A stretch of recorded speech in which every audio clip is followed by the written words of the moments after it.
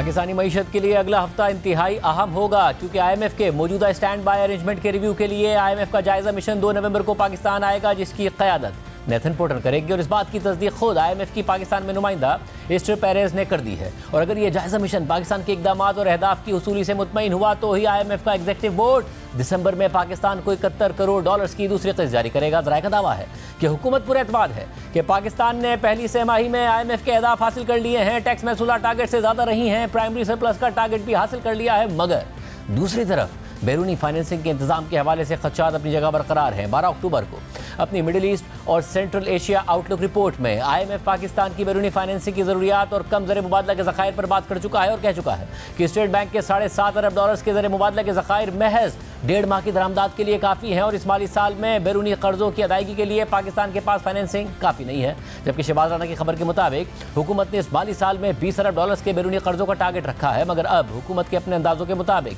पाकिस्तान की इस माली साल में बैरूनी फाइनेंसिंग के इंतजामात और ज़रूरत में एक बड़ा फ़र्क है। जबकि 19 अक्टूबर को जंग और द न्यूज़ में शाया होने वाली मेहताब हैदर की खबर के मुताबिक सितंबर में मुसलसल दूसरे महीने भी कर्जों की सूरत में डॉलर्स के इनफ्लोज में कमी आई है। सितंबर में पाकिस्तान सिर्फ 32 करोड़ डॉलर्स ही हासिल कर सका है। इकोनॉमिक अफेयर्स डिवीजन के मुताबिक जुलाई में पाकिस्तान ने 2.89 अरब डॉलर्स मौसूल किए और अगर इनमें IMF से मिलने वाले 1.1 अरब डॉलर्स मिला दिए जाएं तो जुलाई में मौसूल होने वाला कर्ज तकरीबन 4 अरब डॉलर्स बनता है। आला सरकारी ज़राए ने द न्यूज़ को बताया है कि गुज़िश्ता 2 महीनों से पाकिस्तान की डॉलर्स में बैरूनी कर्ज हासिल करने की सलाहियत दोबारा पहले जैसी हो गई है। जहां अगस्त में पाकिस्तान सिर्फ 31 करोड़ 60 लाख डॉलर्स और सितंबर में सिर्फ 32 करोड़ डॉलर्स ही हासिल कर सका है। खबर के मुताबिक अस्करी इस्टेब्लिशमेंट ने इंटेलिजेंस एजेंसीज और कानून नाफिज करने वाली एजेंसीज की मुशावरत से एक्सचेंज कंपनीज और स्पेकुलेटर्स के खिलाफ क्रैकडाउन किया, जिसके नतीजे में रुपए और डॉलर में फ़र्क बेहतर हुआ। लेकिन ऐसे इंतजामी इकदाम की भी एक हद होती है। पूरी सूरत हाल पर बात करेंगे। हमारे साथ मौजूद है सीनियर सहाफ़ी शहबाज राना। शहबाज राना साहब, बहुत शुक्रिया मशो में ज्वाइन करने के लिए।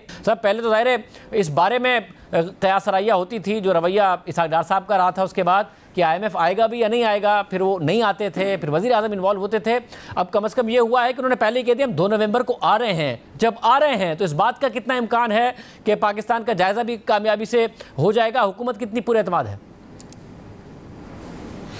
जी बिस्मिल्लाहिर्रहमानिर्रहीम, बहुत शुक्रिया शाहज़ेब साहब। अगर कोई मिशन आने के लिए तैयार हो जाए और स्मूथली तैयार हो जाए विदाउट इफ़ एंड बट्स, तो इसका मतलब है कि आपका 60 से 70% जो काम है वो ऑलमोस्ट हो जाता है। बाकी कुछ 30 से 40% चीज़ें रह जाती हैं जिसको जायज़ा मिशन के दौरान आपने सॉर्ट आउट करना होता है। इसको 2 हिस्सों में देखने की ज़रूरत है, एक इसकी पोलिटिकल साइड है और एक इसकी इकनॉमिक साइड है। 3 मेजर एरियाज़ हैं या 4 जो इकनॉमिक साइड के ऊपर देखने वाले होंगे। एक फिस्कल परफॉर्मेंस है, वो बाय एंड लार्ज इनकी फिलहाल जो पहला इसका छमाही का जायज़ा होगा जुलाई सितंबर की पीरियड का, उसमें ठीक है। इनकी जो मॉनेटरी साइड पे कुछ अहदाफ थे, मेरी आज भी गवर्नर स्टेट बैंक से बात हुई है, वो कह रहे हैं कि हम इसके ऊपर कंफर्टेबल हैं। तीसरी साइड इनकी पावर सेक्टर की थी। पावर सेक्टर के हवाले से मेरी कल बात हुई थी एनर्जी मिनिस्टर मोहम्मद अली साहब से, वो कह रहे हैं हम भी कंफर्टेबल हैं। तो यहाँ पे मुझे अपेरेंटली पहले छमाही का जो अहदाफ थे उसके ऊपर प्रॉब्लम नहीं है। इशू ये होता है कि IMF सिर्फ उस जायज़ा मिशन तक नहीं रहता, वो इससे आगे देखता है। तो जब वो इसे आगे देखेगा, अगले क्वार्टर्स का देखेगा, तो वहाँ पे अभी कोई भी बात हतमी तौर पर नहीं कही जा सकती। अब जो इनका वीक एरिया है ऑन इकोनॉमिक साइड, जैसे आपने जिक्र कर दिया है कि जो एक्सटर्नल फाइनेंसिंग का गैप है 20 अरब डॉलर प्लस के, अगर आपको कर्जे चाहिए और उसमें यूरो बॉन्ड 1.5 अरब डॉलर खुद हुकूमत कह रही है बड़ा मुश्किल होगा। जो इनके तकरीबन 4.5 अरब डॉलर के फॉरेन कमर्शियल बैंक्स के नॉन चाइनीज लोन्स थे, उसमें कोई 2.9 या 3 बिलियन डॉलर का शॉर्टफॉल देख रहे हैं। ये तो 4.5 अरब डॉलर दोनों का मिला के, यूरो का और 3 का, ये 4.5 अरब डॉलर हो गया। इसके अलावा भी कोई 1.5 से तकरीबन 1.5 अरब डॉलर तक कोई और शॉर्टफॉल भी हो सकता है। तो ये सारी चीज़ें अब रिव्यू होंगी। जो एक और इनकी सॉफ्ट बैली होगी वो इनकी होगी एक्सचेंज रेट मैनेजमेंट के ऊपर। अब आपने देखा कि पिछले 2-3 दिन से एक रिलैक्स लग रहा है कि रुपए को या डॉलर को इन्होंने किया है और प्राइस ग्रेजुअली ऊपर जा रही है। तो I take it as a prelude to the IMF talks. अब आ जाते हैं पॉलिटिकल साइड के ऊपर। पॉलिटिकली IMF की ऐसा तो कोई शर्त होती नहीं एक्सप्लिसिटली। आप इसकी एक एग्जांपल ले लीजिए, जो चाइना के साथ हमारे जो इकोनॉमिक मामला हैं उसके ऊपर IMF का भी एक्सप्लिसिट कंडीशन नहीं लगा था, लेकिन इनडायरेक्टली आपको वो चाइना के साथ बहुत सारे प्लान्स आगे नहीं बनने देता। ML1 की सॉवरेन गारंटीज का वो इनडायरेक्टली उसको कवर कर लेगा, या फिर वो जो IPPs के कॉन्ट्रैक्ट्स हैं उसके हवाले से कुछ वो बात करेगा, बट वो पॉलिटिकली सीधी बात नहीं करेगा।